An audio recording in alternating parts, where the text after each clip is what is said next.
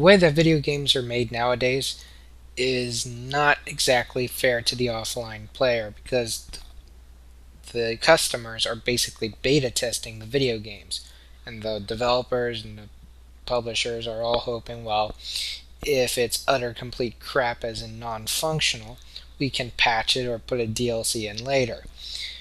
Which leads me to my final video of Mass Effect. They couldn't patch the war asset to save their life because they turned that into a core gameplay mechanic of Mass Effect 3, which is just DRM hell. That's not the only issue. The other issue is that the endings all had quote unquote the same flavor. I didn't go into that in my review because I felt too many people are going into that. Now, with the new DLC endings, they have one new ending where it's different, but it's more or less more the same with the new endings.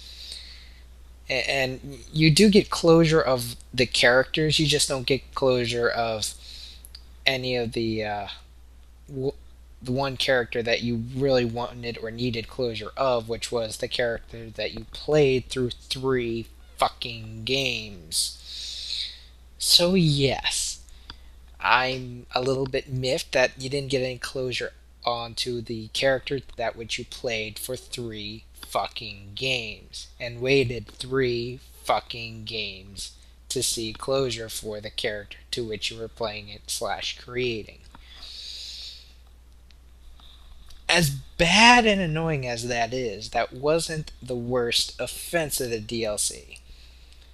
Well, the worst possible offense that they actually did was instead of giving you closure endings, they gave you a closure clip show, which could tie in with the bad J.J. Abrams Star Trek movie, which I would argue to this day isn't canon. Save that for a different vid. But having said that, the clips are horrible. Most of them rely on that god awful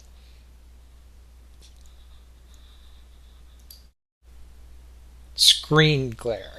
Now, I mean, you relying on screen glare for your clips, bad.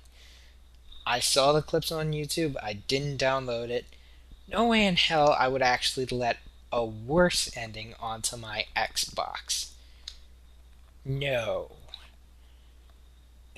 I just feel that the whole treating of the gamers was disingenuous between how they treated the ending of that game and all everything else and the way it was implemented. It was just really mishandled. And the biggest overlaying issue overall is how they're using DLC to punish their loyal customers with huge codes, as well as not being able to get this content without paying some sort of additional fee. Same with multiplayer and everything else. I personally felt that this game didn't need multiplayer, but tying that in with the single player was just bad design. This is going to be the last video I do on Mass Effect because this is like a little addition onto my review. Not really a part 2, just more of a partial review of their DLC, if that makes any sense, which wasn't too good.